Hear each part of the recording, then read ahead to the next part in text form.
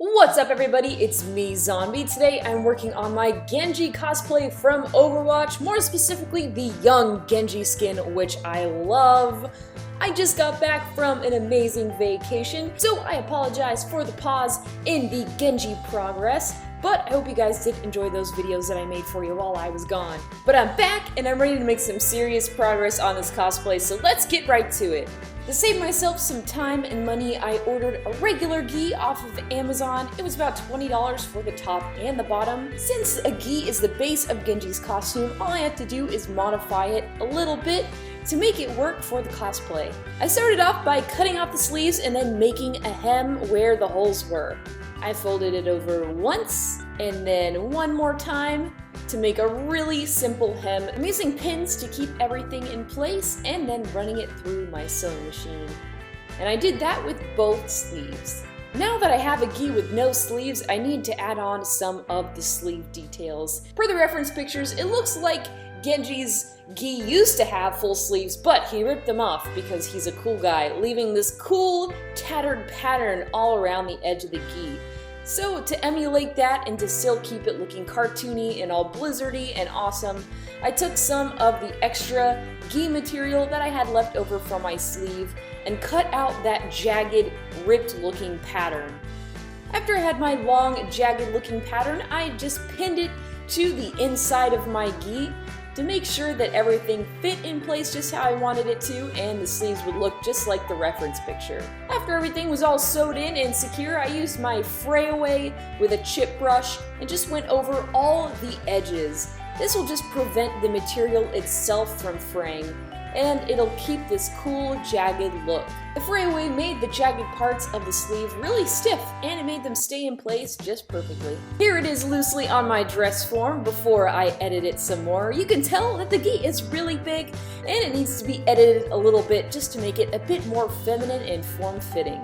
Overall, I'm really happy with how this looks so far, and I can't wait to continue putting details on it. I covered my EVA foam chest piece in Warbler, and then I used some epoxy sculpt to fix some of the mistakes that I made while applying Warbler to the EVA. Now it's time to start sanding this thing. For this, I'm starting many processes of filler primer, sanding it, filler priming it, and then sanding it again. I definitely want this to be as smooth as possible, so when I put that shiny chrome paint on there, no mistakes show.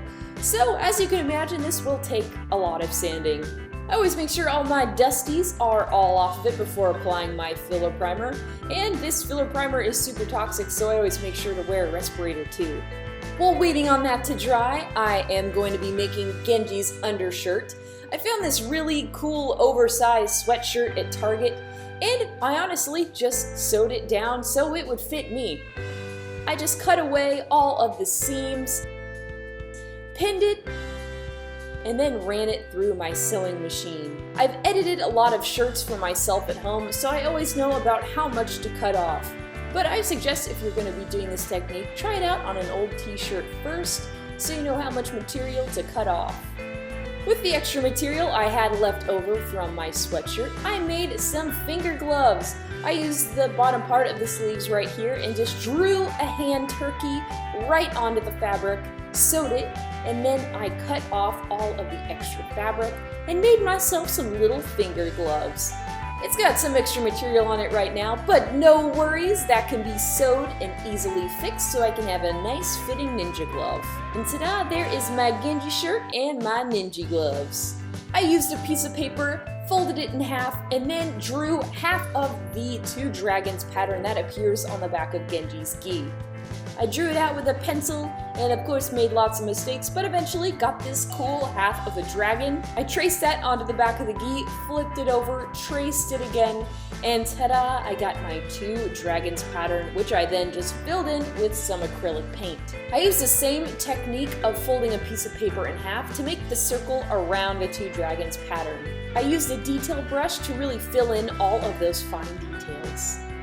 Painting this took a long time for me to do.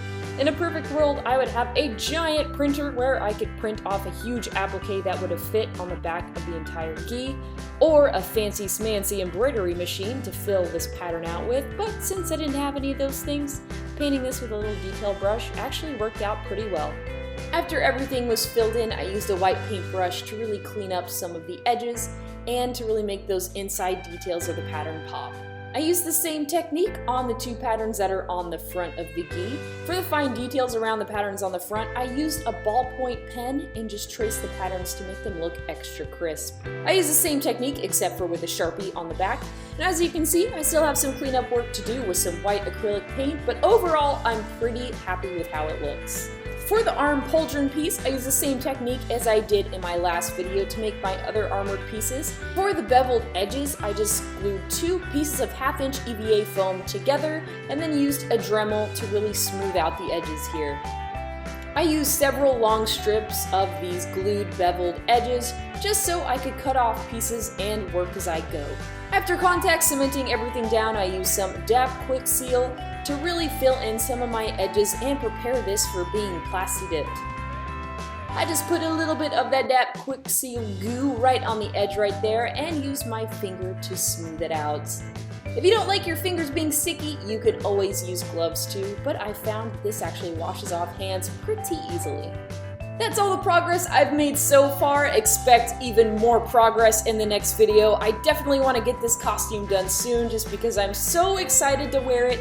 Thank you guys so much for watching. If you guys want to watch me work on this costume live, ask questions, hang out, craft together, go ahead and head over to my Twitch, Zombie, the exact same as my YouTube. I can't wait to see you guys there.